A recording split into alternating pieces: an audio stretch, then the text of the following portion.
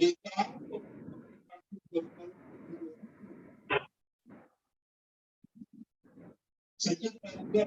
Masters. Good morning. आवाज ठीक है?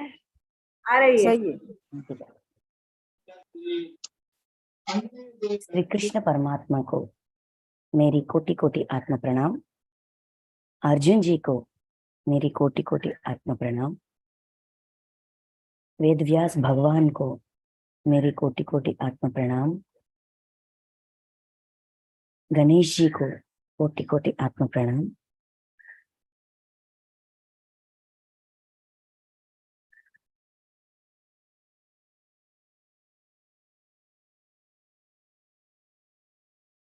आज हम श्रीमद् भगवत गीता दूसरा अध्याय का दूसरा पड़ाव, सेकेंड डे। पहले सेशन में हमने 10वीं श्लोक तक, मतलब अर्जुन जी का भावना और क्यों युद्ध नहीं करनी, मैं क्यों युद्ध नहीं करूंगा, ऐसा उन्होंने अपना जो भी कारण था, युद्ध नहीं करने के पीछे उनका जो भी कारण था, वो कारण अर्जुन विषाद योग में अर्जुन जी ने कृष्ण भगवान को बता दिया था। उसके बाद कृष्ण भगवान पूछते हैं, अनुचित समय में ऐसा मोह तुम्हें क्यों प्राप्त हुआ?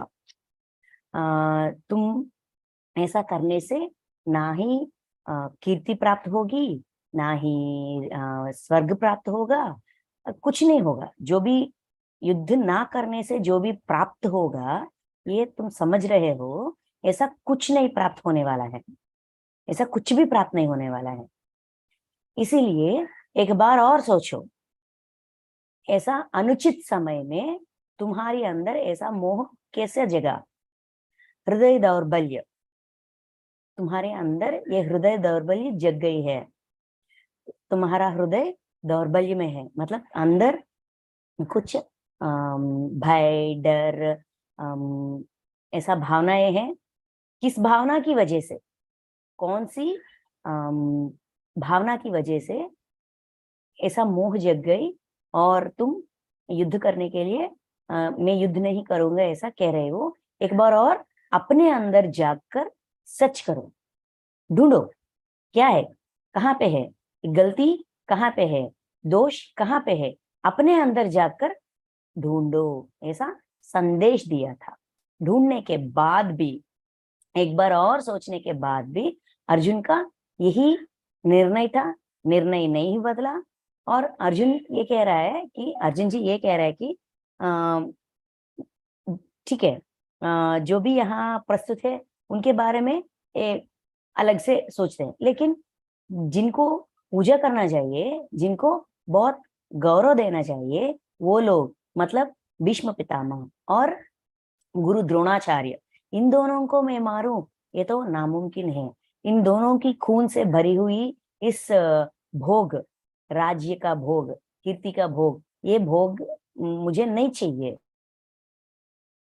अभी मेरा जो भी स्वाभाविक स्थिति है, वो ये मेरा स्वाभाविक स्थिति नहीं है। मैं ऐसा सोचने वाला आदमी नहीं हूँ, मतलब ऐसा डर कर, गांडीव को छोड़कर, ये ऐसा अतल पुतल होकर क्या करूं क्या नहीं करूं, ऐसा ये मेरा स्वभाव नहीं है। मैं मेरी स्वभाव से अलग व्यक्ति, अलग प्रेजेंट कर रही हूँ।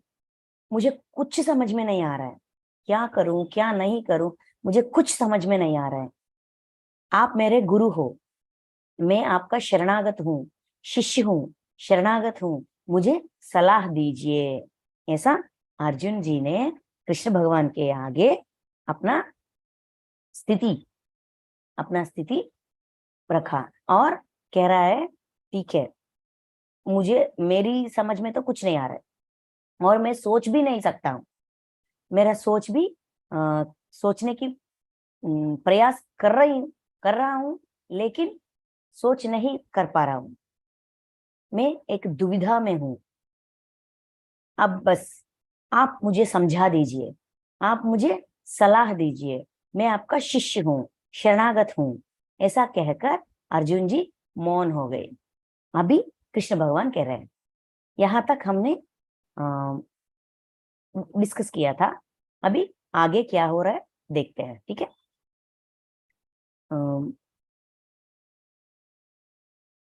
यहाँ कौन सा श्लोक, 11वें श्लोक से दूसरा अध्याय 11वें श्लोक। अभी श्री भगवान वाचा, अभी कृष्ण भगवान कहने गए हैं, कह रहे हैं, समझा रहे हैं।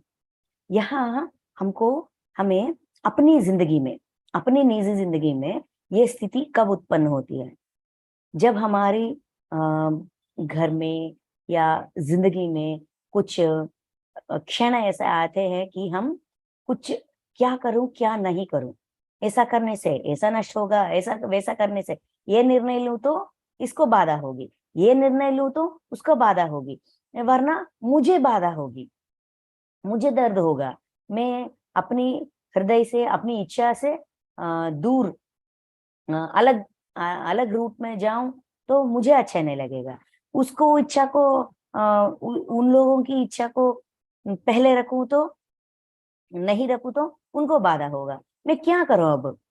ऐसा निर्णय, ऐसा स्थिति हमारे जिंदगी में हर एक क्षण उत्पन्न होती है। तब हमें क्या करना चाहिए, अपने सोच, मतलब अपनी जीव, मतलब यहाँ का स्थिति, यहाँ जो मैं हूं मणिमाला, इस मणिमाला को कुछ कुछ विषयों पर अटूट निर्णय होती है, अटूट ओपिनियन, एक ओपिनियन रह जाती है, उस ओपिनियन के जरिए मैं सोचती हूँ। लेकिन अगर मैं अपने आप को बंद करूं और अपने अंदर जागूं और परमात्मा से या मेरी मास्टर से, किस पर मुझे अटूट विश्वास है, कोई भगवान, मुझे किसी पर भी अटूट विश्वास है, उसको एक बार मैं आंख बंद करके मुझे सलाह दीजिए, मैं क्या करूं अब, इस दुविधा की अवस्था में मैं क्या करूं, मुझे सलाह दीजिए। अब ना मेरे सोच, मेरे विचार, मेरे ओपिनियन सबको मैं बंद करती हूँ, सबको अलग से रखती हूँ, अलग से रखकर आप मुझे जो भी सलाह देते हैं उस पर मैं दृष्टि रखती हूँ। ऐसा अगर मैं अपने आप को पीछे रखकर मेरी इष्ट देवता जो भी हो, या मास्टर या गुरु जो भी हो, उनको आगे रखकर उनके सामने मेरा परिस्थिति में रखूं तो मुझे सलाह मिलेगी, जरूर मिलेगी।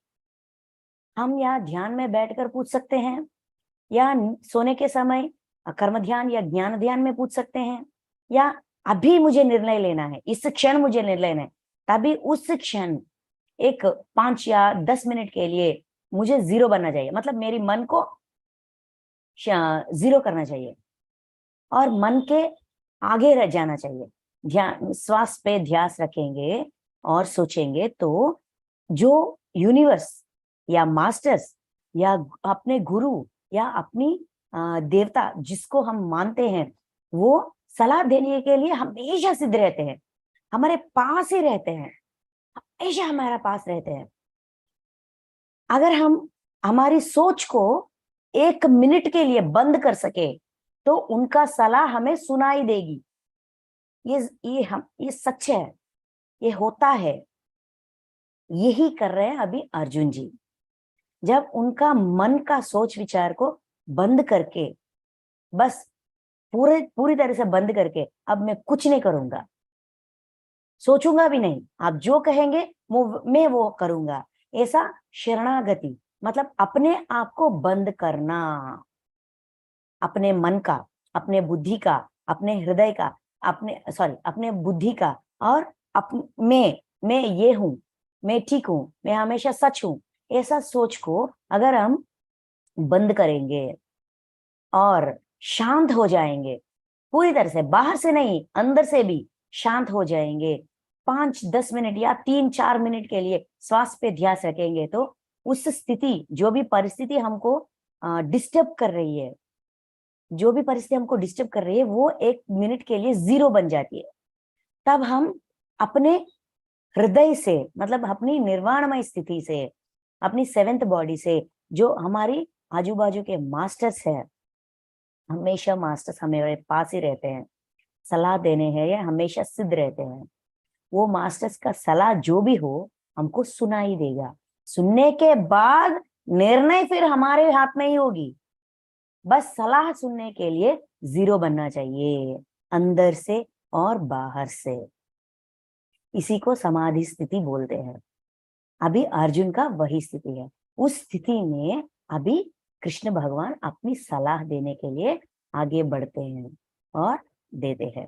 क्या पूछते हैं, कैसे, कितना प्यार से समझाते हैं, सच का कैसे अपने आगे रखते हैं।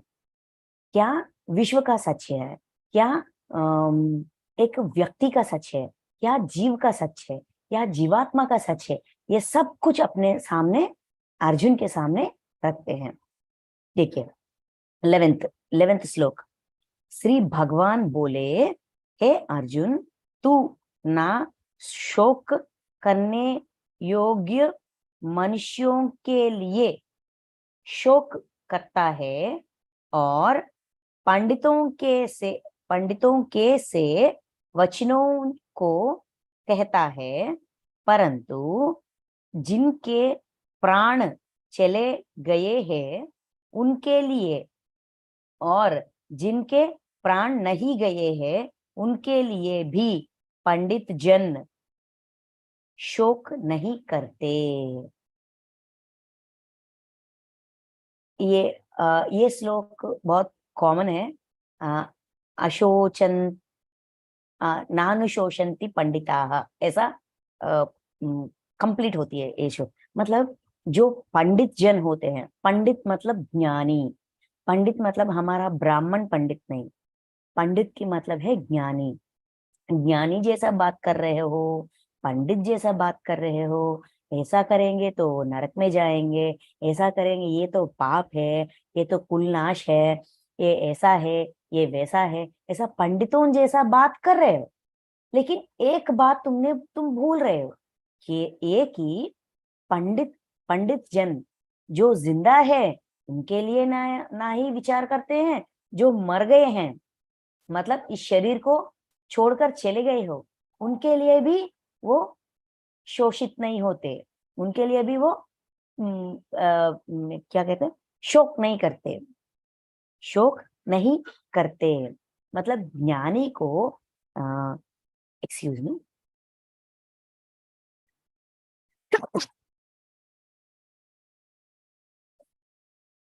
ज्ञानी जो जिंदा है या जो मर गया है, मतलब अपना शरीर त्याग चुका है, इन दोनों के लिए भी वो शोक नहीं करते, क्योंकि उनको पता है जो भी जिंदा है अपने डिजाइन के वजह से जिंदा है, जो भी शरीर छोड़ गया है वो भी अपने डिजाइन के वजह से किया है।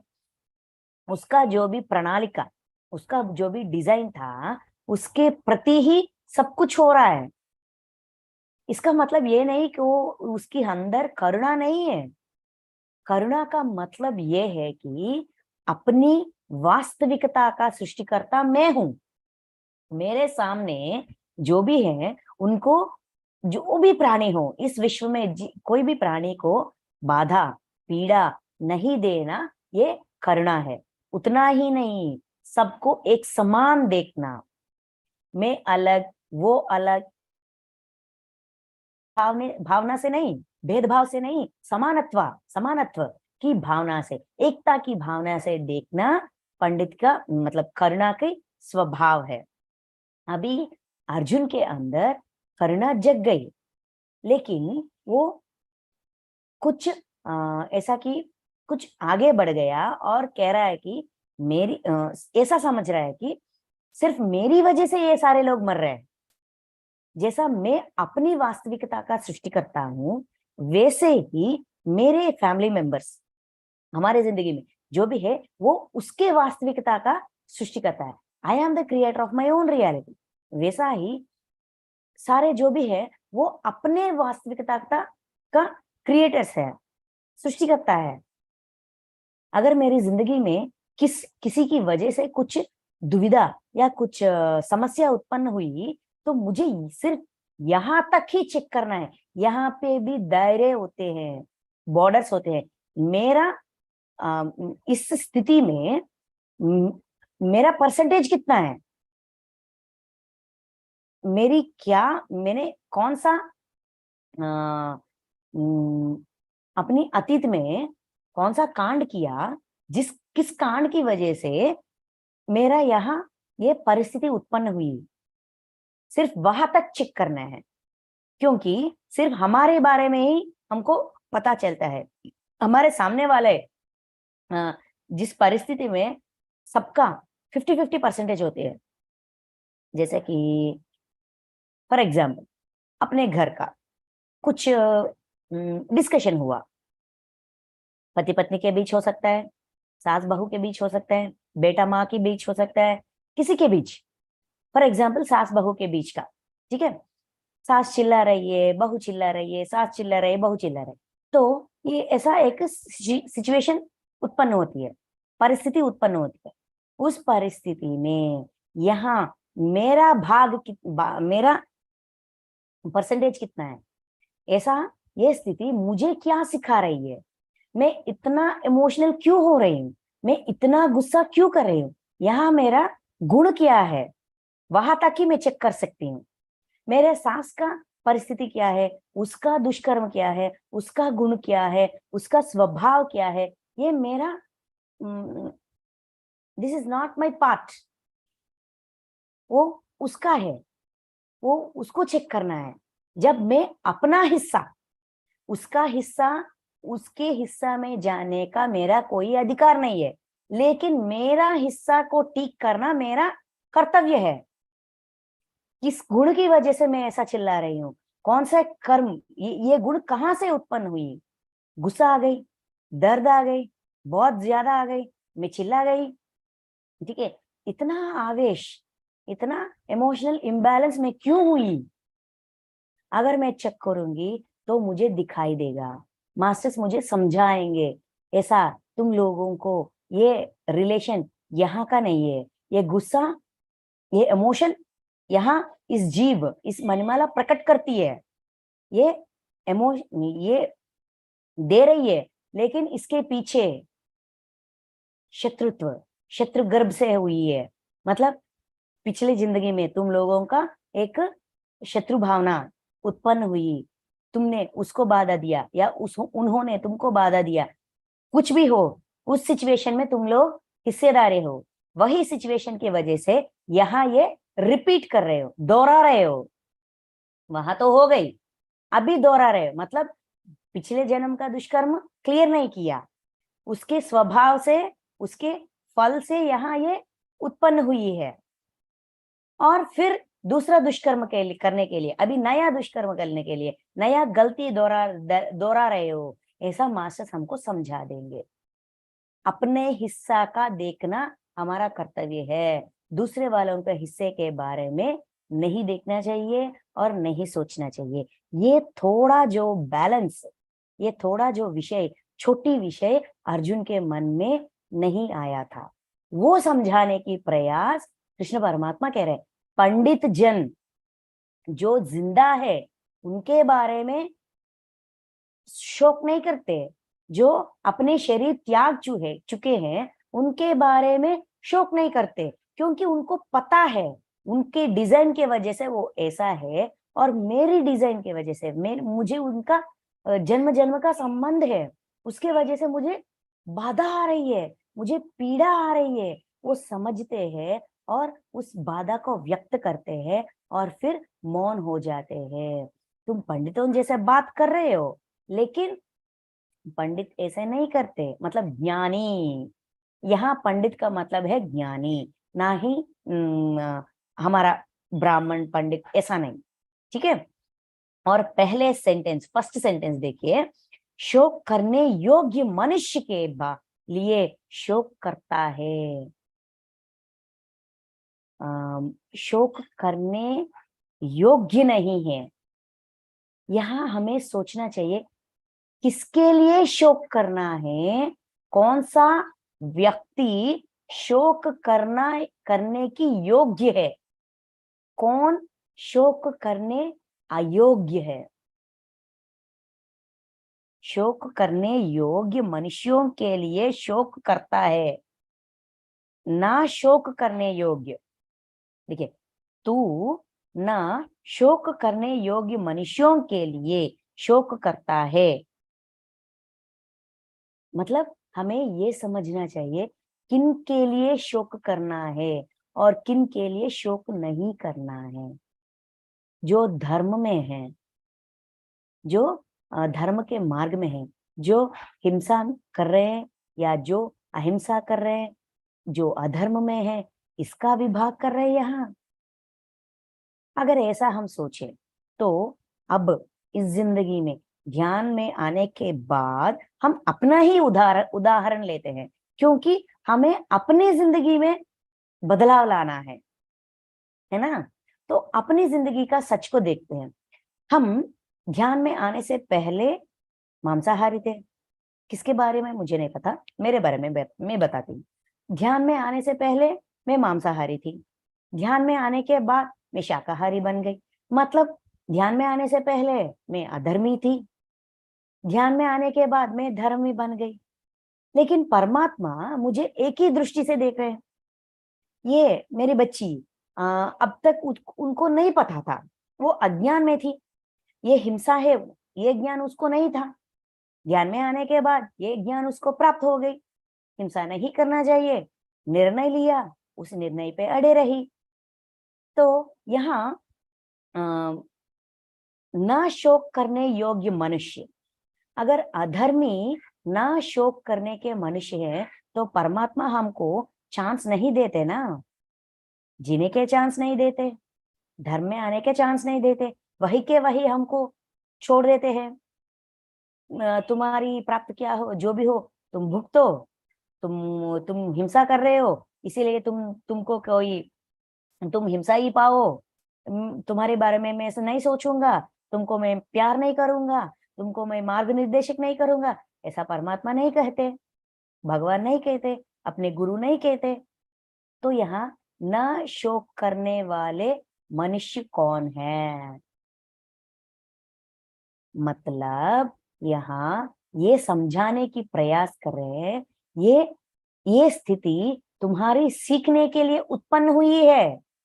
यहाँ तुम अपने अंदर अपनी जीवात्मा के बारे में सोचो। अपनी जीवात्मा ये निर्णय लेकर आई है कि मुझे सीखना है, मुझे हिंसा से अहिंसा तक जाना है। इस परिस्थिति का उत्पन्न मेरी प्रणालिका की वजह से हुई है। अपने बारे में शोक करो, मतलब अपने बारे में सोचो, अपने जीवात्मा कौन सा सीखने के लिए आई है। क्योंकि वो लोग यहाँ कुरुक्षेत्र संग्राम में जो भी खड़े हुए हैं, ये सारे लक्ष्य, बहुत सारे जन, कुछ लैक्स ऑफ पीपल वहां खड़े हैं, वो अपनी डिजाइन की वजह से खड़े हैं। दुर्योधन को एक ये सीखना है कि मोह, मुझे जो भी प्राप्त होना है, जो भी प्राप्त करना है, उसके लिए मैं किसी भी हद तक जाऊं, वो प्राप्त करने के लिए जो भी चाहिए मैं करूं। ऐसा करते करते करते करते मोह क्या है, मोह की लाभ और नष्ट क्या है, वो सीखने के लिए वो यहाँ खड़ा है। तुम क्या सीखने के लिए यहाँ खड़ा हो, वो देखो। शोक करने वाला हम खुद है, अपने बारे में सोचकर, अपने डिजाइन, अपने जीवात्मा का डिजाइन, अपने आत्मा में जो भी गुण है वहां बदलाव लाने के लिए, आत्मा का उद्धार, खुद के उद्धार, अपने खुद का उद्धार करने के लिए तुम यहाँ खड़े हो।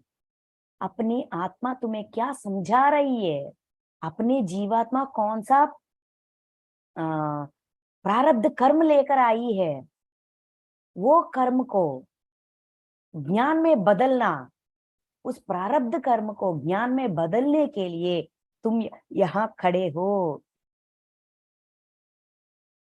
इसीलिए अपने बारे में सोचो, अपने बारे में, अपने लिए शोक, होना सही काम है, ठीक काम है, ठीक निर्णय है।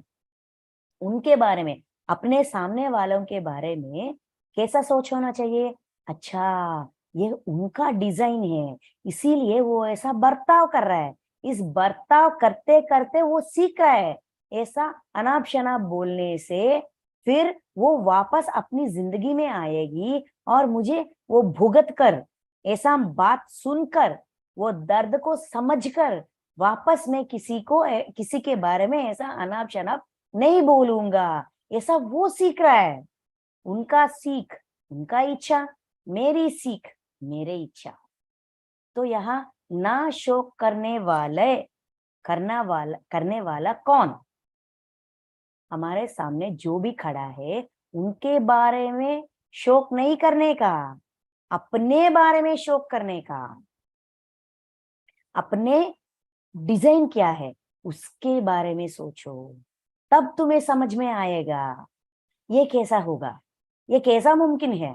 ये मैं अलग हूं, मेरे जीवात्मा अलग है, मेरे आत्मा अलग है, उसमें कुछ डिजाइन है, उसमें कुछ प्लानिंग है, उसमें कुछ सीखने का, अपनी जन्म का प्रणालिका, मतलब क्या कहते हैं, जन्म कारण क्या है, मुझे कैसा पता होगा?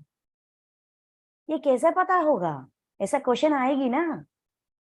ऐसा हमारा गुरु या हमारे परमात्मा हमको समझाएंगे तो हमको ऐसा क्वेश्चन आएगी ना।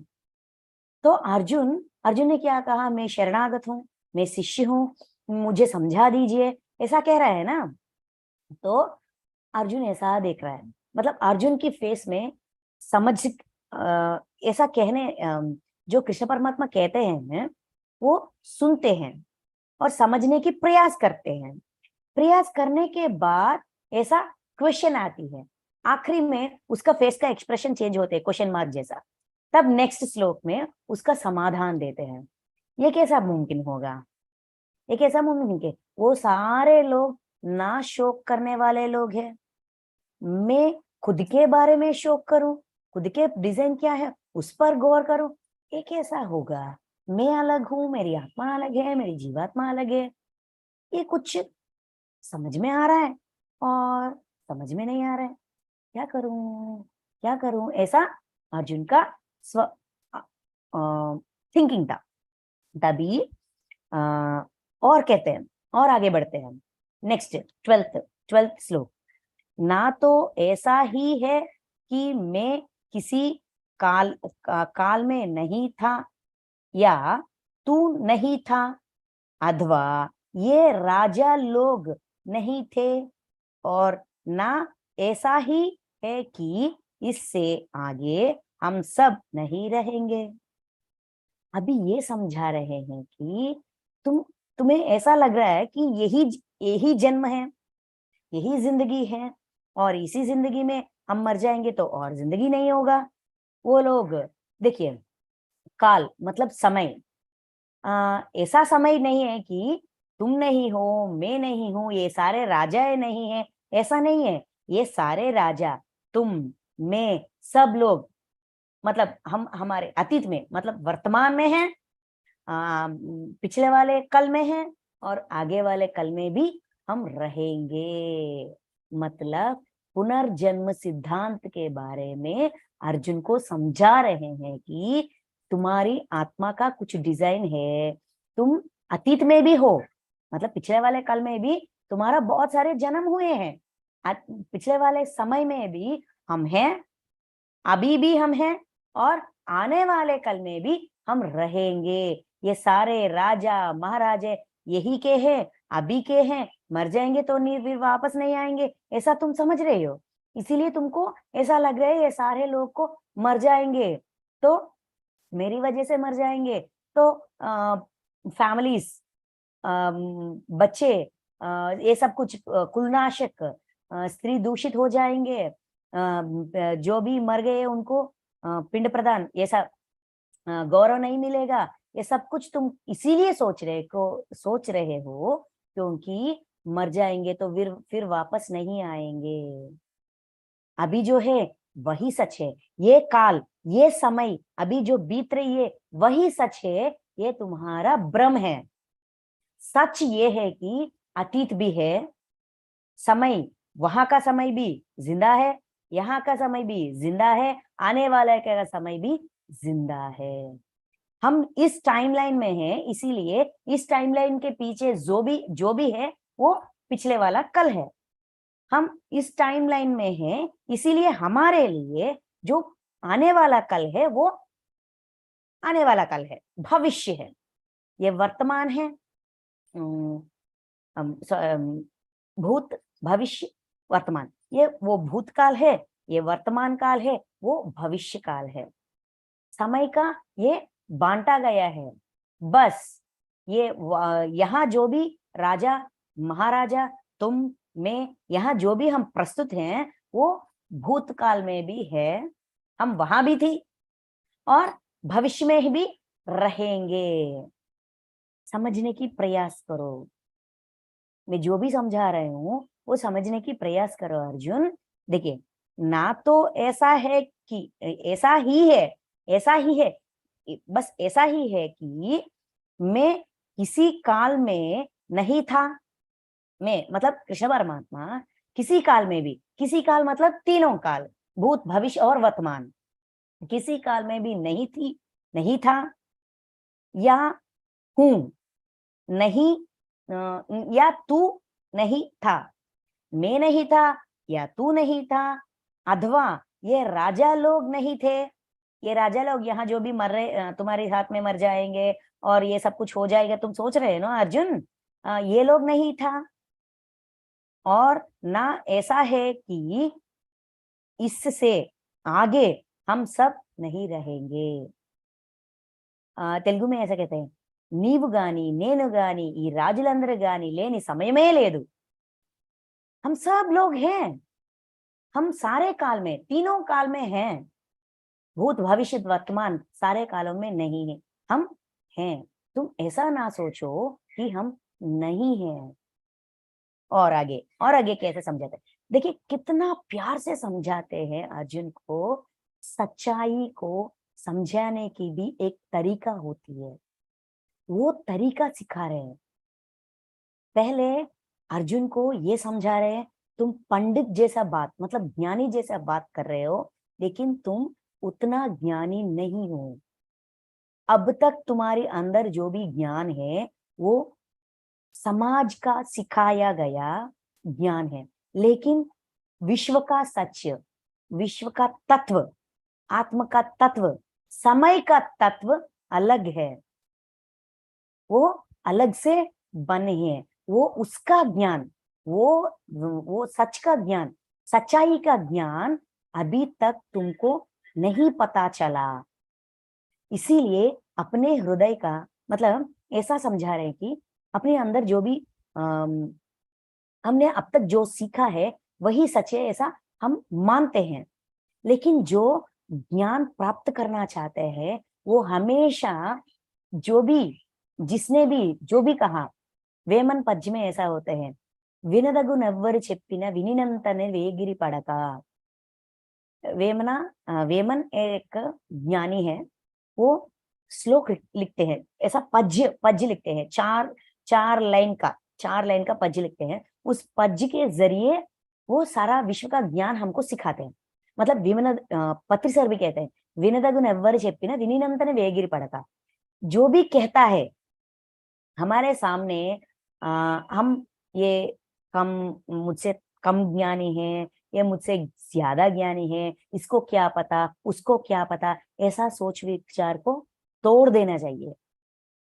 ऐसे दायरों को जो हमने बनाया उसको तोड़ देना चाहिए, खुल के सोचना चाहिए पूरे तरह से। जो भी कहे वो हमारे लिए कहता है, उसका वो कितना ज्ञानी है हमको नहीं पता, वो जन्म परंपरा में हमसे आगे है या हमसे पीछे है हमको नहीं पता, इसीलिए सबका बात सुनना चाहिए।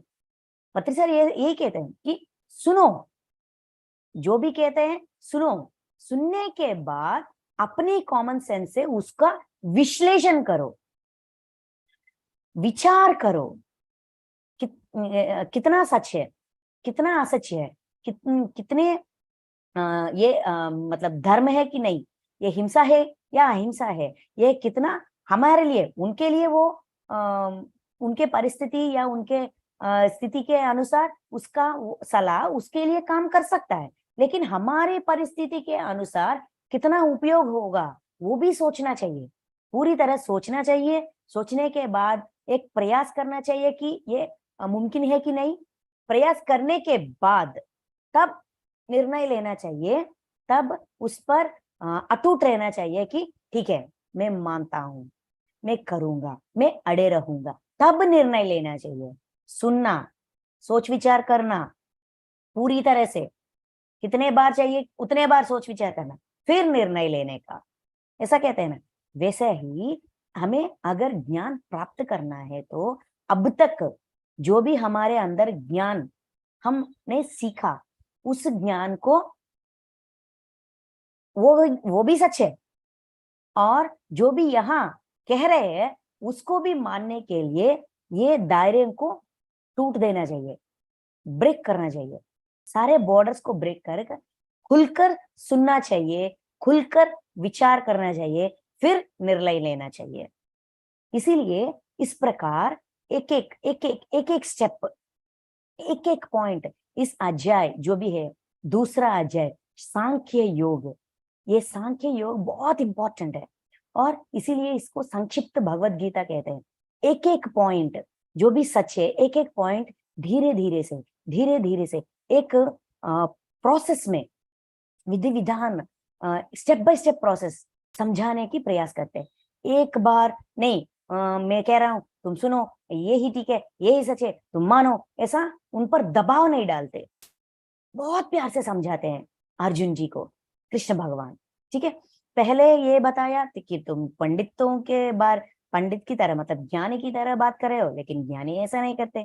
किसके लिए सोच विचार करना चाहिए, किसके लिए शोक करना चाहिए, उसके लिए तुम शोक नहीं कर रहे हो, जिसके लिए शोक नहीं करना चाहिए उसके लिए शोक कर रहे हो। ऐसा 2 पॉइंट्स बता दिया। अभी तीसरा पॉइंट, समय।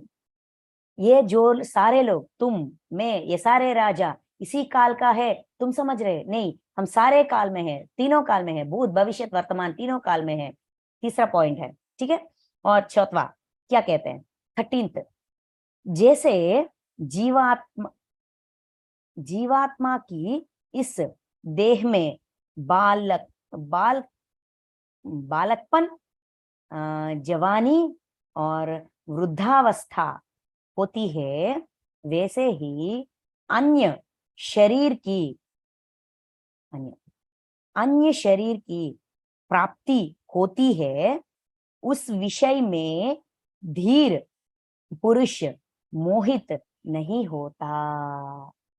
तीसरी चौथी बात ये क्या समझा रहे हैं कि आ, ये ना इस श्लोक को भौतिक, मतलब भौतिक विषय में समझने की प्रयास करते हैं, और आध्यात्मिक विषय में भी समझने की प्रयास करते हैं।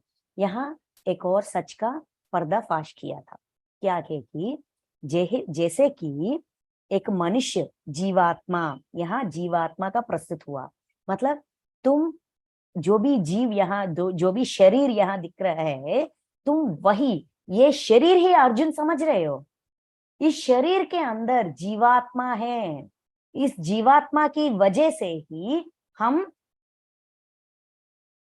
जीवित हैं। देखिए, शरीर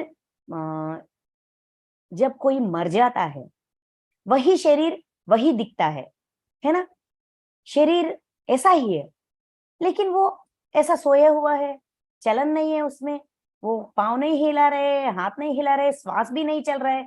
तो क्या हुआ, क्या बदलाव आई कि जब वो जिंदा था वो वही शरीर था, जब वो मर गया तभी वही शरीर है।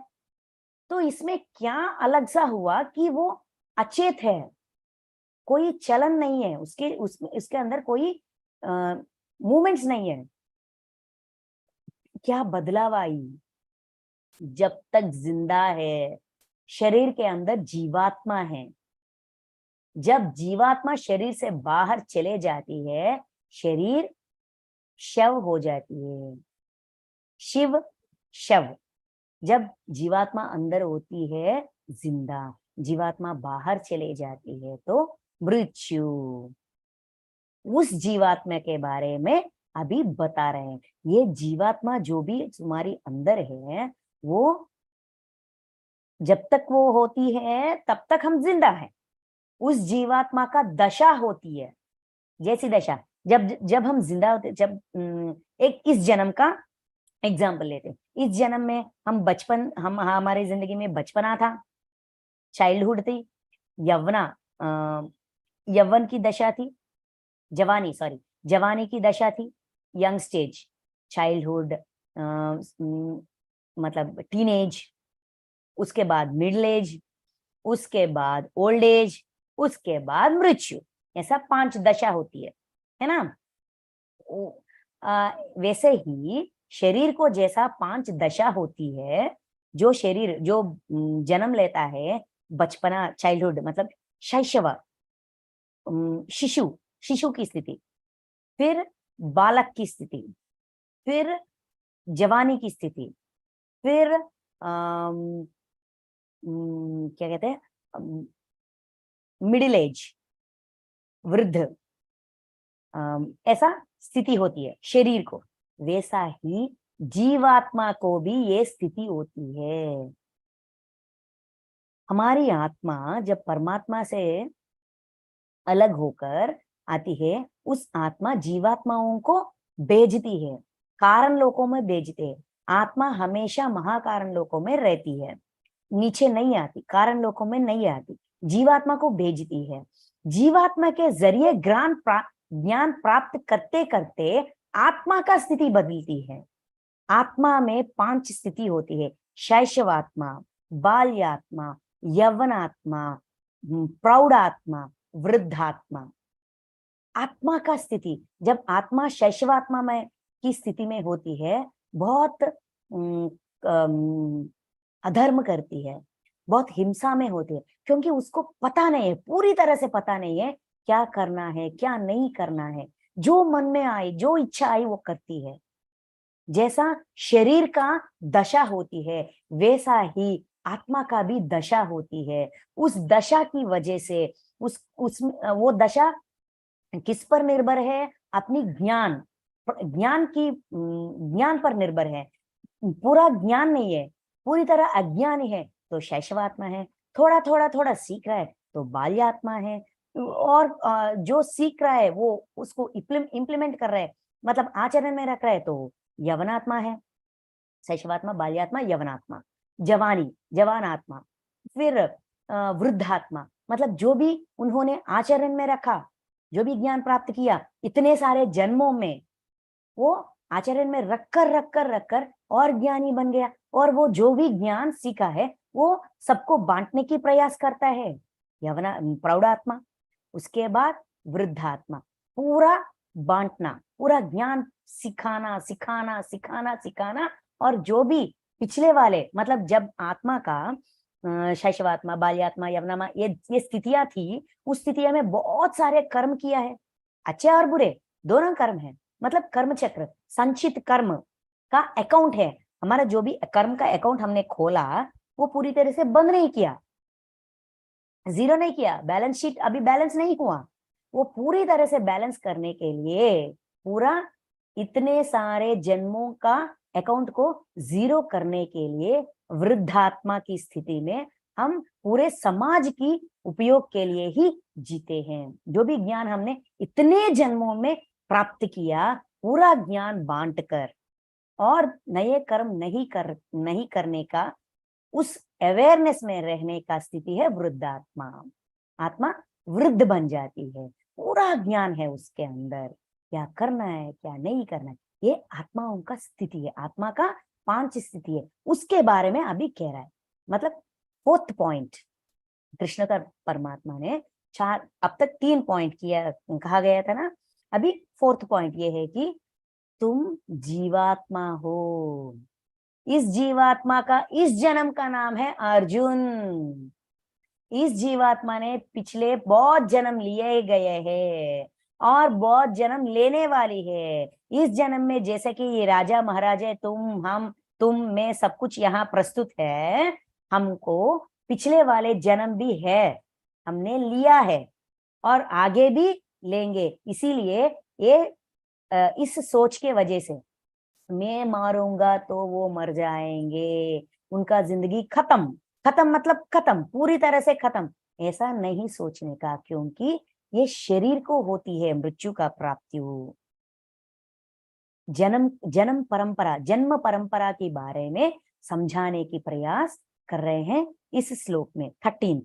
जैसे जीवात्मा की इस देह में बालकपन, जवानी और वृद्धावस्था होती है, वैसे ही अन्य शरीर की प्राप्ति भी होती है। मतलब जब ये शरीर त्यागती है, दूसरा शरीर लेकर आती है, आते हैं जाते हैं, आते हैं जाते हैं।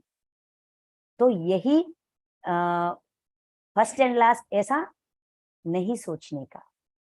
इस सोच से तुम अपने आप को दुखी मत बनाओ, विचार में शोक में न चले जाओ, विषाद में नहीं चले जाने का, क्योंकि सिर्फ यही शरीर नहीं है, ये शरीर छोड़ने के बाद नए शरीर लेकर आते हैं। उस विषय में धीर पुरुष, यहाँ पुरुष की मतलब सिर्फ आदमी है, औरत नहीं है, ऐसा नहीं है। पूरे भगवत गीता में पुरुष पुरुष पुरुष कहकर शब्द आती है। यहाँ पुरुष की मतलब आत्मा, धीर आत्मा। जिसको ये सच का पता है वो धीर है, सच को नहीं पता तो वो अबल है, धीर नहीं है। जब तक हमको नहीं पता हम भी डरते थे, मृत्यु से डरते थे, रोग से डरते थे, समस्या से डरते थे। लेकिन जब हमको ये पता चला, हम सब ध्यान करते हैं मतलब हमको ये सच तो पता है कि शरीर जीवात्मा दोनों हैं। जो खाना हम खाते हैं शरीर को शक्ति देती है, जो विश्वमय प्राण शक्ति हम ध्यान द्वारा गाढ़ निद्रा मतलब डीप स्लीप में लेते हैं, वो विश्वमय प्राण शक्ति जो जीवात्मा हमारे शरीर के अंदर है उसका खाना है। उसको शक्ति, जीवात्मा को शक्ति विश्वमय प्राण शक्ति से मिलती है, शरीर को शक्ति भोजन से मिलती है। ये हमको अच्छी तरह पता है ना। इसीलिए धीर पुरुष मोहित नहीं होते, मैं मर जाऊंगा, वो मर जाएगा, ये मर जाएगा, उसका जिंदगी बर्बाद हो जाएगा, इसका जिंदगी बर्बाद हो जाएगा, वो सब कुछ फिर सिर्फ मेरी वजह से, ऐसा सोच को छोड़ दो। सच ये है कि बहुत सारे जन्म लेते हैं हमारी जीवात्मा। इसीलिए बहुत क्लियरली साफ से सफाई से कह रहे हैं यहाँ पे जीवात्मा का प्रस्तुत किया गया था। ठीक है, उसके बाद क्या कहते हैं 14th, हे कुंती पुत्र, हे कुंती पुत्र, कुंती पुत्र कहकर बुला रहे हैं अर्जुन को। क्यों बुला रहे हैं ऐसा? सर्दी गर्मी और सुख दुखों देने वाले इंद्री और विषयों के संयोग तो उत्पत्ति विनाशशील और अनित्य है। इसलिए हे भारत उनको तू सहन करो। तो हमको ये तो समझ में आती है, जब हम ये समझाया गया था कि हम जीवात्मा हैं, हमारे शरीर के अंदर जीवात्मा है, ये शरीर नाश हो जाती है, नए शरीर लेते हैं, ये सब कुछ ठीक है, ये सब कुछ तो ठीक है समझते हैं। लेकिन हम तो जिंदा है ना, मृत्यु और जन्म और मृत्यु के बीच जो जिंदगी है उसमें हमको दर्द आती है, बाधा आती है, इच्छा आती है, सुख होते, देखिए सर्दी होती है, गर्मी होती है, सुख होती है, दुख होती है, ये सब कुछ हमको भुगतना पड़ रहा है। हमको उसका रिएक्शन, इमोशन जो भी है, हमको उस इमोशन हम फील कर रहे हैं ना। जब हम उसको एहसास करते हैं, वो एहसास हमको डगमगाती है, उस एक्शन की वजह से हमारे अंदर रिएक्शन भी आती है। पर उस रिएक्शन को कैसे समझें, किस प्रकार समझें? हमारे अंदर वैसा रिएक्शन, मतलब इच्छा का, दर्द का, प्यार का, दुख का, द्वेष का, कोप का, क्रोध का, लोभ का, सर्दी का, गर्मी का, ये सारे भावना हमारे अंदर उत्पन्न हो रही है। ये किस वजह से हो रही है? अगर वजह पता चलता तो उस वजह को हम कैसे डील करें, पता कर सकते हैं। इमोशन तो हमारा रिएक्शन है, लेकिन इस रिएक्शन के पीछे एक्शन क्या है, वजह क्या है? जिंदा है तो है, जिंदा तो है, जीना ही पड़ेगा। जीने में ये सब कुछ कॉमन है, इमोशंस, फीलिंग्स, गर्मी, सर्दी, दुख, दर्द, खुशी, बाधा, ये सब कुछ। ऐसा हमारे अंदर क्वेश्चन आती है ना, उसके लिए समाधान, ये कैसा हो रहा है, इसके पीछे का क्या कारण है? इंद्रिय और विषय, देखिए, इंद्रिय और विषयों के संयोग के वजह से उत्पन्न होते हैं। इंद्रिय मतलब हमारे पंचेंद्रिय, पंच ज्ञानेंद्रिय और पंच कर्मेंद्रिय। पंच ज्ञानेंद्रिय मतलब सेंस ऑर्गन्स, आइस मतलब आंख, मुंह, नो टंग, नाक, नोस, कान, ईयर्स, और स्किन, हमारी चमड़ी, स्किन। स्किन से हम एहसास एहसास करते हैं, हमारी स्किन से, हमारी चमड़ी से। इस स्किन की वजह से ना हमारी हमको गर्मी या ठंडाहट ऐसा महसूस होती है। कोई हमारे सामने, हम आंख बंद करके ध्यान करते हैं, कोई हमारे सामने चले जाते हैं, हमको पता चलता, कैसे पता चलता? स्किन की एहसास की वजह से, है ना। सुनाई देना, देखना, एहसास, स्मेल को एहसास करना, नाक, और रुचि, टेस्ट को एहसास करना हमारी टंग की, जीभ, जीभ की गुण है। जो भी ये 5 ज्ञानेंद्रिय लेते हैं, उसका रिएक्शन हमारी कर्मेंद्रिय मतलब हाथ, पांव, ये सब कुछ देते हैं। ये ज्ञानेंद्रिय और कर्मेंद्रिय मिलकर इंद्रिय है। और मन, इस पूरा 11 है, 5 5 और 1, ये पूरा इंफॉर्मेशन लेकर वो क्या करना है डिसाइड करके रिएक्शन देने वाला कौन है? Head office. हमारी इंद्री का हेड ऑफिस कौन है? मन है। तो ये सारे 11 मिलकर इंद्री बनते हैं। और विषय, ये विषय कौन है? विषय मतलब हम जो भी देखते हैं, हम जो भी बातें सुनते हैं, जो भी वस्तु समुदाय, जो भी हमारा आजू बाजू का परिस्थिति, हमारी घर, कारोबार, रिलेशंस, फैमिली मेंबर्स, फ्रेंड्स, सब कुछ विषय है। ये विषय ऐसा है कि मैग्नेट जैसे होते हैं। सारे विषय को अगर हम मैग्नेट जैसा समझे, मैग्नेट को हिंदी में क्या बोलते हैं मुझे नहीं पता, मैग्नेट जैसा समझे तो हमारा इंद्रिय आयरन जैसा है। ये हमेशा मैग्नेट के तरफ खींची चले जाते हैं, खींचे चले जाते हैं। फॉर एग्जाम्पल, हम बाजार में जा रहे थे, हम औरत हैं तो ये हमको अच्छी तरह समझ में आए, ऐसा एग्जाम्पल है। जा रहे हैं तो किस शॉप्स में ऐसे बाहर मैनिक्विन में कपड़े लगाते हैं ना, जब हम देखते हैं ना, वैसा हम जा रहे हैं, पाँव जा रहे हैं, लेकिन आंख क्या कर रही है? देख रही है। देखकर अरे अरे ये ड्रेस तो बहुत अच्छी है, ये साड़ी बहुत अच्छी है, खरीदूं क्या, कौन सा मटेरियल है, कितना दाम होगा, ऐसा हमारा सोच चलती है। मतलब आंख देख रही है, मन, ये जो आंख ने देखा वो इंफॉर्मेशन किसको दिया? मन को दिया। और मन क्या कर रही है? उस पर सोच विचार कर रही है। पांव क्या कर रहे हैं? वो तो चल रहे हैं, किस जो भी जिसका काम है वो कर रहे हैं। ये सारे इंद्रिय जो भी जिसका काम है वो कर रहे हैं। उसके बाद इन सारे इंद्रियों को किसने एक्टिवेट किया? इन सारे इंद्रियों को, आंख को किसने एक्टिवेट किया? मन को किसने एक्टिवेट किया? विषय, ड्रेस, विषय ऐसा मैग्नेट है,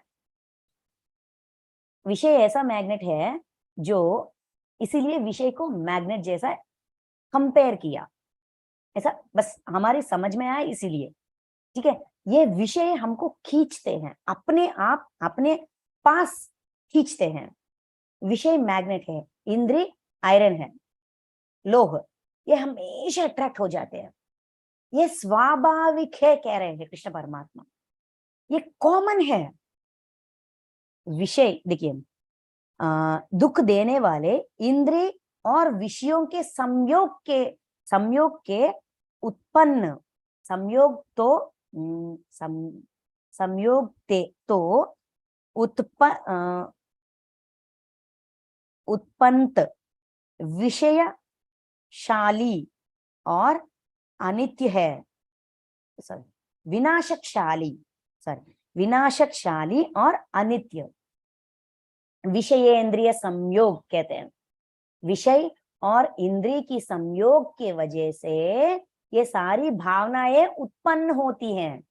और ये भावना हमेशा ऐसा ही रहता है, ऐसा भी नहीं है। देखिए, विनाशकशाली, ये भावना विनाशक है, मतलब वो ऐसा रहता है इस समय, मतलब इस टाइम में, इस टाइम लाइन में, कौन सा समय, 9:16, सुबह का 9:16, इस क्षण में जो भी भावना मेरी अंदर उत्पन्न हुई, यही भावना 9:17 में हो, ये मुमकिन नहीं है ना, बदलती है। जो भावना 9:16 में उत्पन्न हुई, यहाँ ज्ञान सीखने की भावना है, ठीक है, 9:17 में बदल जाती है, मतलब ये भावना का विनाश हो गया, ये मर गई, दूसरी भावना उत्पन्न हुई, वो मर जाती है, तीसरी भावना उत्पन्न हो जाती है। वैसा ही जब कोई हमारे ऊपर चिल्लाते हैं, उस क्षण हमें बहुत दर्द होता है, बहुत गुस्सा आता है, रोना आता है, लेकिन आधे घंटे के बाद, 1 घंटे के बाद, 1 हफ्ते के बाद, या इस दोपहर को हुआ झगड़ा, शाम को वही फीलिंग नहीं रहती, इमोशन बदल जाती है, विनाशकशील और अनित्य। वो भावना विनाश करती है और अपने आप विनाश हो जाती है, और अनित्य मतलब नित्य, हमेशा नहीं रहती, बदल जाती है, भावना बदल जाती है, स्थिति बदल जाती है, व्यक्ति बदल जाता है, परिस्थिति बदल जाती है। वैसा ही सर्दी और गर्मी, अगर अभी हमारा समय क्या चल रहा है, गर्मी का मौसम चल रहा है, बाहर जाएंगे तो बहुत गर्माहट होगी, हर घर के अंदर आ गए और एसी के सामने बैठ गए या फैन के नीचे बैठ गए तो ठंडाई, आधे घंटे से पहले गर्माहट, आधे घंटे के बाद ठंडाई, बदल गई ना। समय बदल जाती है, भावना बदल जाती है, विनाशकशील है। अगर उस भावना के साथ हम रह गए, वही उस काल में रह गए, तो हम अपने आप का विनाश करते हैं। यहाँ हमेशा पूरा भगवत गीता में अपने आप के बारे में ही कहते हैं, किसी और के बारे में कुछ नहीं कहते, कुछ भी नहीं कहते। विनाशशील, ऐसा गुस्से से हम अपने आप को नाश करते हैं।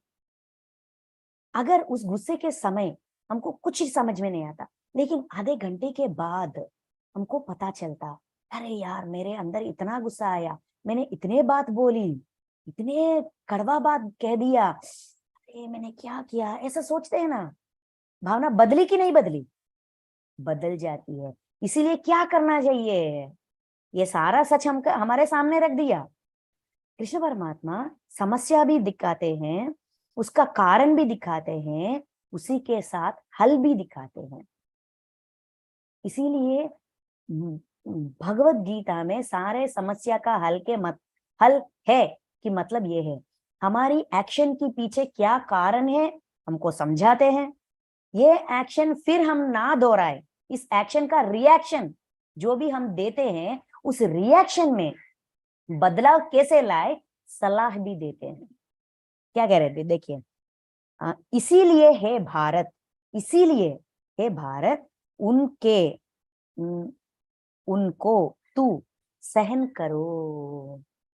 अरे यार सहो, सहो ना। उस समय गुस्सा आ गई, उसको सहो, इस समय खुशी आ गई, उसको सहो। मतलब एक्सेप्ट करो, अपनी इमोशन को एक्सेप्ट करो, क्योंकि समय बदलती जाती है। यही भावना हमेशा नहीं रहती, भावना बदलती बदलती जाती है, समय बदलती जाती है। तुम क्यों वहां पे रहो? उस समय जो भी भावनाएं हैं उसको सहो, उसको सहो। जब उस समय तुम सहोगे, एक्शन, जब वो एक्शन तुम्हारे सामने आ गई, हमारे अंदर गुस्सा आ गई, वो हमारा एक्शन है। उस गुस्से की वजह से हम रिएक्शन देते हैं, चिल्लाते हैं, अनाप शनाप बोलते हैं, कुछ गलत बात कह जाते हैं। वो तुम नहीं करो। उस समय रिएक्शन नहीं दो, बस जीरो बन जाओ। जो भी हमारे अंदर बहुत डायलॉग्स प्रिपेयर हो जाते हैं, ये कहूँ वो कहूँ, ऐसा बात कहूँ वैसा बात कहूँ, उसको समझाऊं, उसको चार बातें सुनाऊं, ऐसा हमारे अंदर ये जो सोच विचार का प्रोसेस बहुत तेजी तेजी से हो जाती है, बन जाती है।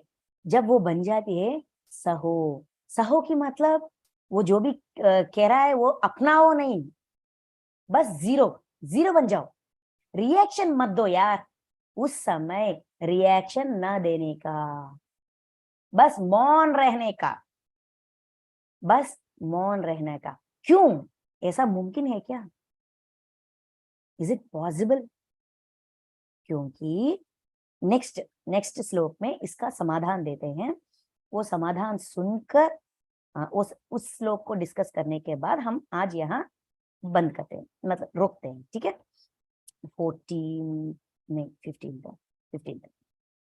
क्योंकि सी, देखिए, जब हम ये जो भी कृष्ण परमात्मा कहते हैं ना, सुनते हैं ना, समझते हैं ना, क्यों क्यों मैं क्यों सहूं?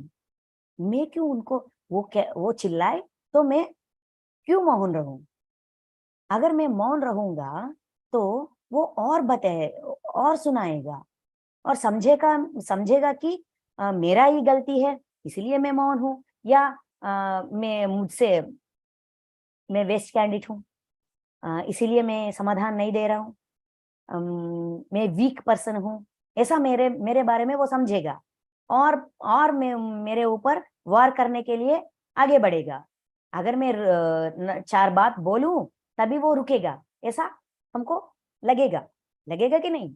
मुझे तो लगती है, मुझे तो ऐसा ही लगती है। अगर मैं समाधान नहीं दूंगा तो और कहेंगे, और कहेंगे, इतने बार सहूं, क्यों सहूं, किसके लिए सहूं, इतने बार सहूं, ऐसा मुझे लगता है। मेरे अंदर ऐसा समाधान आती है। इसका समाधान दे रहे कृष्ण परमात्मा। देखिए, क्योंकि ये श्लोक शुरू होती है क्योंकि से। क्योंकि हे पुरुष श्रेष्ठ, अगर हमें पुरुष श्रेष्ठ बनना है, पुरुष मतलब आत्मा, हमारी आत्मा श्रेष्ठ तरह की, मतलब सब कुछ सीखे, ज्ञानी बन जाए, बनाने की इच्छा हमारी अंदर हो, तो हमें क्या करना है? क्योंकि दुख दुख सुख को समान समझने वाले जिस धीर पुरुष को ये इंद्रिय और विषयों के संयोग व्याकुल नहीं करते, वह मोक्ष के योग्य होता है। जो मोक्ष प्राप्त करना चाहता है, जो मोक्ष की योग्य बनना चाहता है, तो वो अच्छी तरह समझ जाता है कि ये विषयेंद्रिय संयोग की वजह से हुआ है। विषय और इंद्रिय के संयोग की वजह से ये स्थिति उत्पन्न हुई है। उस स्थिति की वजह से मेरे अंदर ये भावना उत्पन्न हुई है। वो समझता है, परिस्थिति को समझने की प्रयास करता है, और दुख और सुख को स्पोर्टिव स्पोर्टिव स्पिरिट, जैसे बचपन में, देखिए, बचपना, बचपना की मतलब छोटे आयु की हो जाना नहीं। छोटे आयु में हम अपनी दर्द या कष्ट को कैसे लेते हैं? हम खेल रहे हैं बचपन में, स्कूल स्कूल टाइम में हम खेल रहे हैं, सारे दोस्त मिलकर खेल रहे हैं, भाग रहे हैं, चोर पुलिस खेल रहे हैं, ये सब कुछ खेल रहे हैं। खेलने के समय हम गिर गए, या किसी ने हमको धक्का दिया, हम गिर गए, हमको दर्द आ गई, चोट आ गई, हम रोते हैं और कहते हैं तुम्हारी वजह से कहते हैं, है ना, उसको दोष देते हैं। दोष देने के तुरंत समय चलो यार चलो खेलते हैं, दर्द आ गई, उसको दोष दे दिया, फिर उसी क्षण बदले नेक्स्ट मिनट उसी के कंधों पे हाथ डालकर चलो यार खेलते हैं, है ना। जो पिछले वाले क्षण में हुआ उसको छोड़कर नए क्षण में नए सिरे से जीने वाले जीना, समझना, इसी को बचपना कहते हैं। समय बदलती है, समय के साथ हमारे अंदर भी बदलाव लेना, यही इसके बारे में देखिए। दुख सुख को समान समझने वाले जिस धीर पुरुष दुख और सुख दोनों को समान समझना, दोनों इक्वल है। उस क्षण में उसकी वजह से वो इमोशन उत्पन्न हुई, इस क्षण में इस स्थिति की वजह से ये उत्पन्न हुई, ये भावना उत्पन्न हुई, है ना।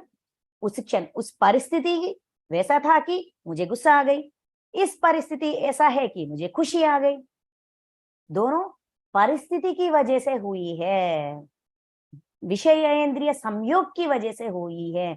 और वो भावना हमेशा वैसा नहीं रहती, क्योंकि वो अनिश्चित है, अनित्य अनित्य है, हमेशा नहीं रहती भावना, भावना बदलती है, समय बदलती है, इसीलिए तुम भी बदलो, इसीलिए सहो, उस समय सहो, क्योंकि उसके बाद भावना बदल जाती है, वो स्थिति नहीं रहती, वो गुस्सा नहीं रहती, वो समय नहीं रहती, समय बदलती रहती है। समय के साथ हमको भी बदलाव, हम भी बदल जाते हैं। समय के साथ महत्वपूर्ण बात यह है कि हम भी बदल जाते हैं, लेकिन उस क्षण की भावना की वजह से हम कुछ कर जाते हैं, हमारा रिएक्शन बहुत विपरीत होती है। अगर उस विपरीत रिएक्शन की वजह से, उस विपरीत रिएक्शन की वजह से हम उसका रिजल्ट भी फिर हमें ही भोगना पड़ता है। क्यों ऐसे कर्म करो कि फिर भोगना पड़े? पिछले वाले जन्मों का कर्म अभी हम भोगते रहे, भोग रहे हैं, भोगत रहे हैं। अगर अब हम कुछ करें उसका फल भी हमें भविष्य में भोगना ही पड़ेगा, भुगतना ही पड़ेगा, है ना। भविष्य में हम सुख हो, मोक्ष प्राप्त हो, धीर पुरुष मतलब आत्मा ज्ञानी बन जाए, धीर बन जाए, उसको मोक्ष मिले, तो स्थिति को समझकर सहो, मौन रहो उस समय, स्पोर्टी स्पिरिट से, बच्चों की तरह। अगर हम अपने परिस्थितियों को देखते, समझते, समय को समझते, परिस्थिति को समझते, अपनी अंदर की भावनाओं को समझते, तो हम रिएक्शन नहीं देंगे, जरूर नहीं देंगे। ये मैंने ट्राई किया, मेरी जिंदगी में ये हो तो फल मैं इंप्लीमेंट कर सकी। लेकिन ये तो कहती हूँ, मुंह से बाहर नहीं आ रहा है, लेकिन अंदर गुस्से की वजह से डायलॉग्स भी हो रहे हैं, जो मैं ऐसा समझना, ऐसा समाधान देती हूँ, ऐसा कहना चाहिए, वैसा कहना चाहिए, ये सारे सोच विचार तो जारी है। ये तो कम नहीं हुई, ये तो बंद नहीं हुई, लेकिन थोड़ा थोड़ा कम हो रही है। प्रयास करने से, प्रैक्टिस करने से, आचरण में रखने से, ये सारे बात जो कृष्ण परमात्मा ने अभी तक अर्जुन को समझाया, पंडितों के जरिए, मतलब ज्ञानी बनना है, सच्चाई को समझो। सच्चाई ये है कि शोक ना करने वाले के लिए तुम शोक रहे हो, अशोक का भावना एहसास करे, अपने बारे में समझो, सोचो। पहली उसूल ये बताया। उसके बाद ये क्या बताया कि जो जिंदा है, पंडित मतलब ज्ञानी जो जिंदा है और जो मर गए उनके बारे में वो शोक नहीं करते, क्योंकि उनका सच्चाई का पता है। सच्चाई ये है कि समय समय के बारे में बताया, तीसरी बात समय के बारे में बताया, और चौथी बात पुनर्जन्म सिद्धांत के बारे में बताया, और पांचवी बात ये बताया कि सहो, क्योंकि समय ऐसा नहीं रहती, समय बदलती है, परिस्थिति बदलती है, भावना बदलती है, सब कुछ बदल जाती है, लेकिन जो उस समय में हमने रिएक्शन दिया, वो कर्म जो हमने किया, इन सब विषयेंद्रिय संयोग की वजह से जो कर्म हमने किया, मतलब जो काम हमने किया, उसका फल तो ऐसा ही रह जाते हैं। वो काम ऐसा ही रह जाती है, वो फल भी ऐसा ही रह जाते हैं, वो फल हमें भुगतना ही पड़ेगा। इसीलिए जो बदलती है उसके साथ अपने आप को मौन रहकर समझने की प्रयास करने का, मौन रहे।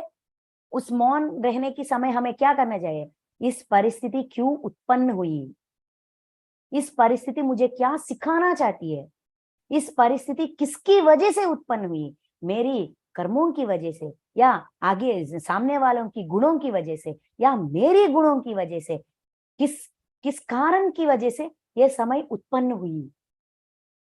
ऐसा अगर हम समझने की, मौन रहकर परिस्थिति को समझने की प्रयास करेंगे तो सब कुछ बदल जाएगा, और दुख और सुख को एक समान देख सकेंगे, और मोक्ष के योग्य बन जाएंगे।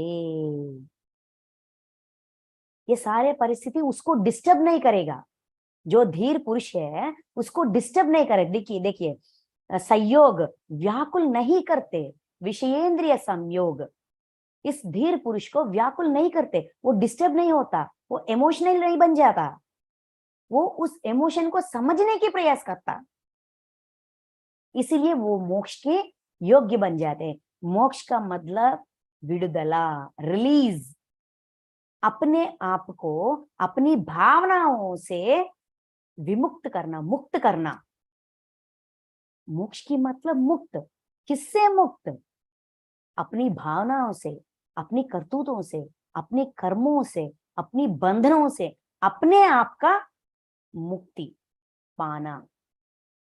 मरने के बाद आने वाले को मोक्ष नहीं कहते, जब हम जिंदा है, दर्द से है, दुविधा से है, बाधा से है, पीड़ा से है, अपने आप को उससे रिलीज करवाना, अपने ज्ञान के जरिए से, अपने ज्ञान के बलबूतों पर, अपने सोच के बलबूतों पर, अपने विचार के बलबूतों पर, अपनी सहन के बलबूतों पर, अपनी समझ के बलबूतों पर अपने आप को रिलीज करना, यही मोक्ष का मतलब है, जो मैंने समझा।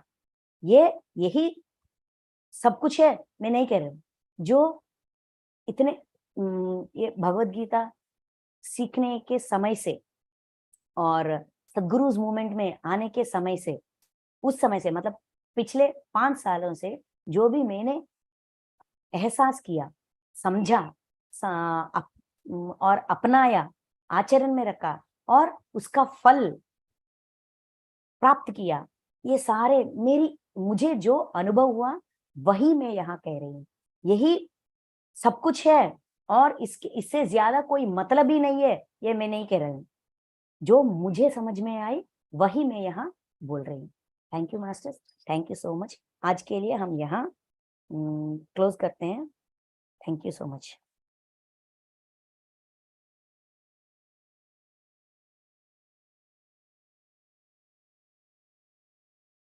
Thank you very much ma'am, बहुत ही सुंदर बताया आपने। थैंक तो यू मैम। के बारे में ना सच में अपने अंदर का बदलाव, तो सही सही बात, बहुत बढ़िया बताया।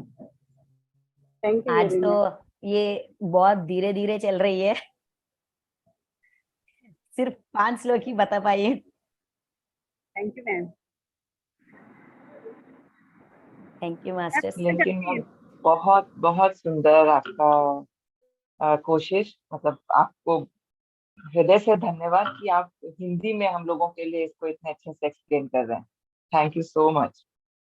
थैंक यू मैडम, धन्यवाद।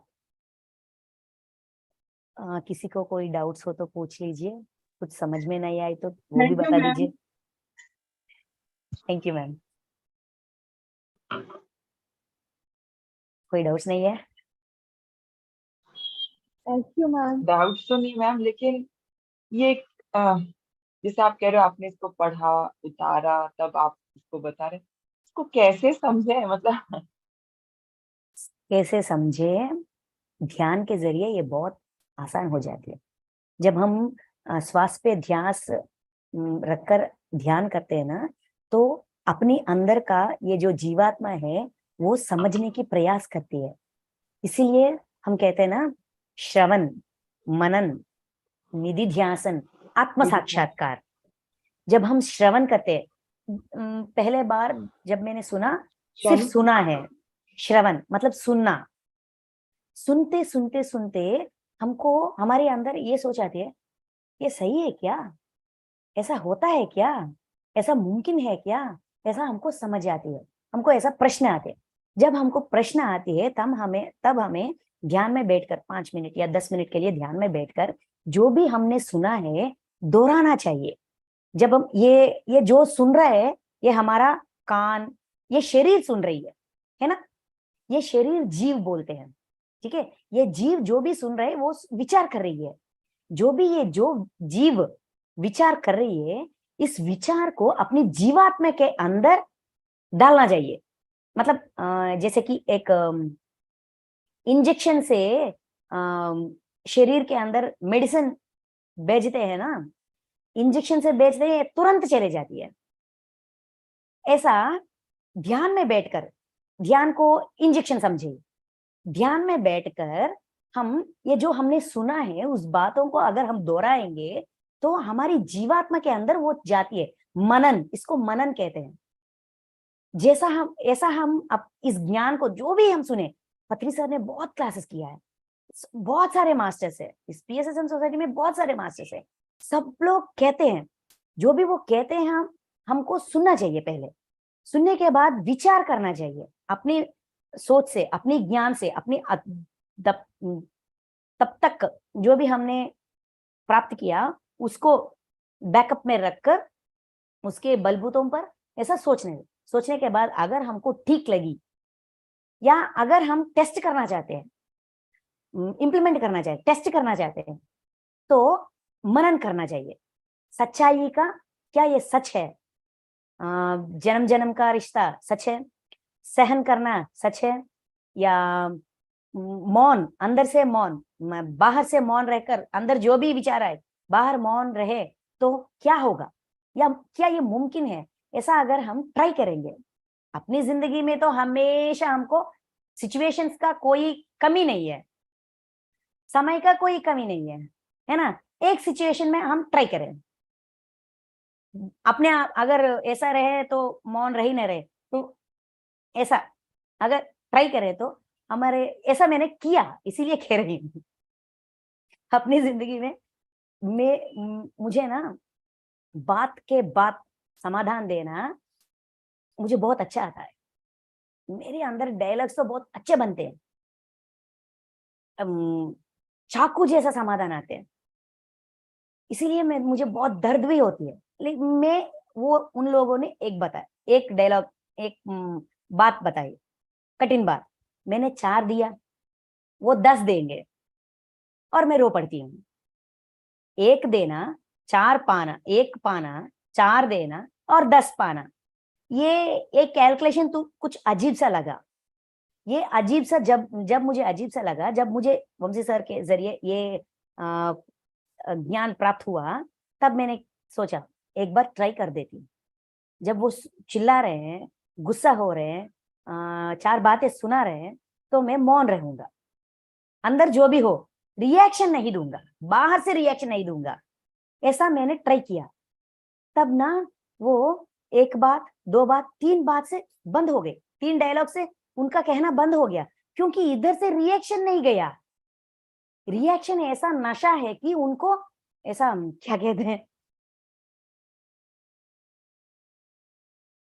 कुछ लोग ऐसा पूनक ज्यादा इमोशन आते हैं, मतलब उसको ना प्रोत्साहन मिलते हैं, एंकरेजमेंट मिलती है हमारी रिएक्शन से। जब मुझसे रिएक्शन नहीं मिला, उनको एंकरेजमेंट नहीं था, वो चुप हो गए। फर्स्ट टाइम में सरप्राइज हो गया, अरे यार ये मुमकिन है, तब से मैंने इस्तेमाल किया, हाँ ये मुमकिन है। तो फिर मेरे अंदर जो भी बातें आ रहे थे ना, वो उसको रोकना मुझसे मुमकिन नहीं था। चलो 5 मिनट 10 मिनट हो गए, कमरे में चले जाओ, सारे बातें उगलो, बाहर उगल दो, कोई सामना नहीं है ना, ओह, सामने कोई नहीं है, सिर्फ हवा है, उगल दिया, हाँ ठंड हो गई, फिर काच रसोई में जाओ, अपना काम करो। ये मेरी ग्रेट। एक्सपीरियंस है, काम आ सकती है नहीं आ सकती है, बट अगर चाहो तो ट्राई कर सकते हो। आ सकती है मैम, मैं यही पूछने वाली थी कि वो अंदर जो रखा है उसे कैसे रिलीज करे। वो आपने बता दिया कि कमरे में जाओ, चाहे तकिए के साथ, चाहे बिस्तर के साथ, चाहे अगर दीवारों के कमरे साथ, में कोई हो तो तो बाथरूम में चले जाओ, कोई नहीं होगा वहां राइट। पे, हमारा थैंक यू टूथब्रश मैम, बहुत होगी, ही बढ़िया। साबुन होगी, वॉश बेसिन होगी, सारे बढ़िया लोगों को है। उनके बारे में बढ़िया ऑप्शन है मैम। बड़े ऑप्शन है। किसी को सास समझो, किसी को पति समझो, किसी को बेटा समझो, किसी को बहू समझो, जो भी कहना है बाथरूम में कह दो, पूरा क्लीन हो जाओ। मेरा मतलब है फ्लश हो जाएंगे, सब कुछ फ्लश हो जाएगा, नीट एंड काम कूल बाहर आ जाएंगे हम। बिल्कुल। ऐसा भी बाथरूम को इस्तेमाल कर सकते हैं, मुझे ध्यान में आने के बाद पता चला।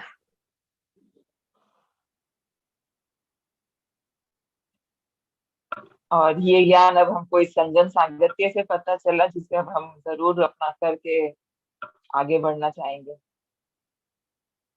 Thank you ma'am. Thank you very much ma'am. Thank you, thank you. आज बढ़िया ही बताया, बहुत बढ़िया बताया। थैंक यू, बहुत थैंक बहुत यू। थैंक धन्यवाद। You Rekha ma'am, meeting and करें। यस, बहुत बहुत धन्यवाद, शुक्रिया। शुक्रिया।